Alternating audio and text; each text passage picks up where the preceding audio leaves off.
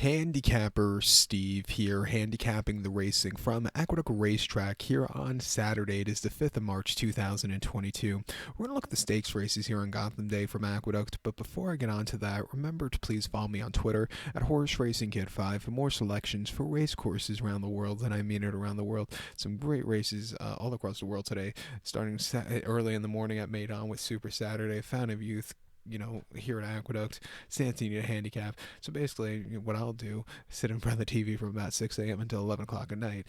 Nothing better to do on a Saturday afternoon or Saturday in general. But so we're going to look at the stakes races here on Gotham Day from Aqueduct, races 3, 9, and 10. Let's get to it right now. The third race from Aqueduct is the Tom Fool Handicap. It's a grade 3 event going for a purse of $200,000. Race for 4-year-olds and upwards.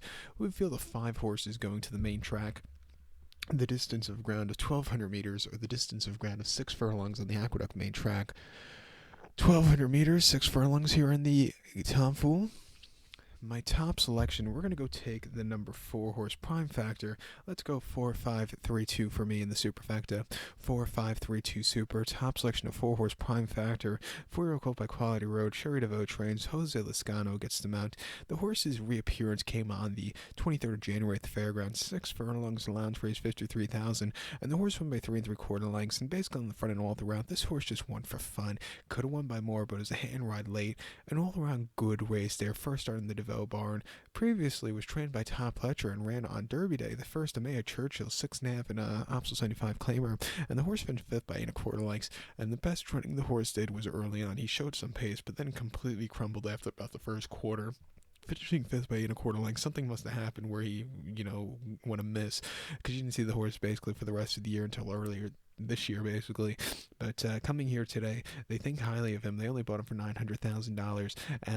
But back to a 6 furlong trip, which ideally, in my thought, I think is a little bit too short. I think he's going to be a 7 furlong to a 1-turn miler. But coming here today, I think he's in a more realistic spot to win, because early on in his 3-year-old campaign, they tried him on the Derby Trail routing, which was not a success. Ran him a year ago in the Fountain of Youth, where he finished 7 by 13 3/4 lengths. Had a horrible trip, was very, very wide, and he's just not a route horse. Before that, as the lukewarm, even money favorite in the Holy Bull, he finished 3rd by 9 1/4 lengths stalking, and just not really showing up. Not a mile 16th horse, like I said, but coming here, training well at the fairgrounds at 5-1, back to sprinting. I think he's a very likely winner. I'm going to single him in the early pick 4. But to recap my selection for the third from Aqueduct, it's the Tom Fool Handicap. Let's take the 4 horse Prime Factor. 4-5-3-2 for me in the superfecta. So we're going to head over to race number 9 from Aqueduct, which is the Busher Stakes, or the Busher Invitational. It's going for a purse of $250,000. Race for 3-year-old fillies. We have 6 of them going to the main track. The distance of ground of 1,600 meters, or the distance of ground of 1 mile here in the Busher. 1,600 meters, 1 mile. My top selection, we're going to go take the number 6 horse Radio Days. 6-4-5-3 in the superfecta. 6-4-5-3 super. Top selection, 6 horse Radio Days. 3-year-old filly by Gunrunner. Shug McGahee trains. Dylan Davis gets the mount. The horse's most recent outing came the 5th of February at Gulfstream. 7 furlongs in the grade 2 forward gal, or grade 3 forward gal.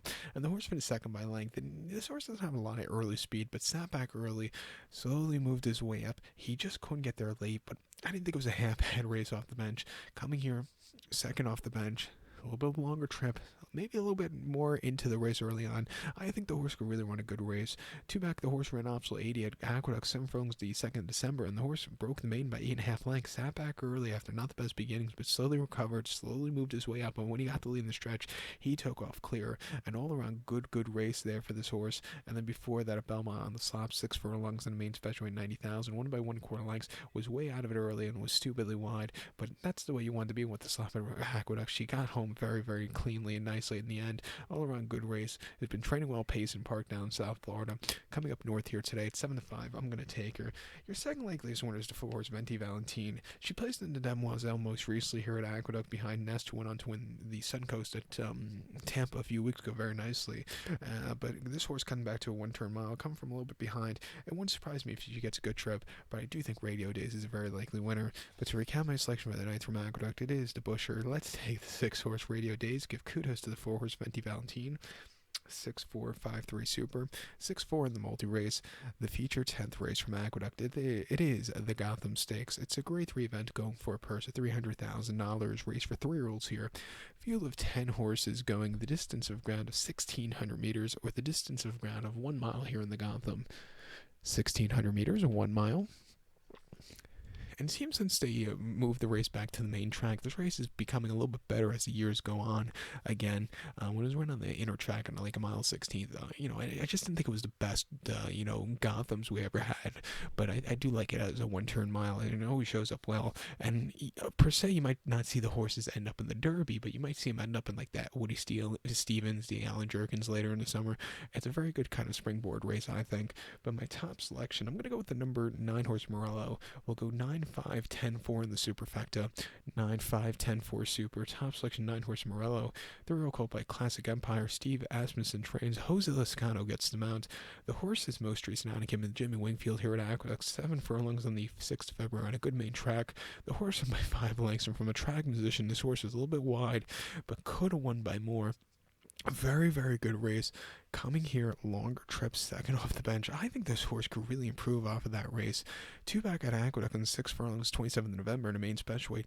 The horse won by 4.5 lengths, and again, didn't break so well because he hit the gate going out of it, but settled well after that. And when he got the turn of foot late, he kept going. His buyers are up to scratch against these horses. He's training well on the train track at Belmont. At 3-1, I love him a lot here. Like a horse, I don't know if he's going to be a horse that could do something in the Derby, but he's the kind of horse you want to keep an eye out for him in the, let's say, Woody Stevens or some of those mile races or 7 furlong races for 3-year-olds later in the summer. So watch out for him here today. Also, the 5 horse Dean's List is your second leg list winner. Top Ledger trains. Manny Franco gets him out. Most recently had a Goldstream going 6 in January in a main special weight, or excuse me, allowance optional 75. The horse won by a neck and basically in the front end all throughout. He got the job done. Small margin victory, but it was still a good race there. And then before then, early December at Goldstream, 6 furlongs in main special weight, went by 5.5 lengths, a little bit wide that day. But again, he got the job done. Going longer trips shouldn't be a problem. Coming up north at 7-2, I'm going to use him in the multi-race. And your wise guy horse is the 10 horse Rockefeller.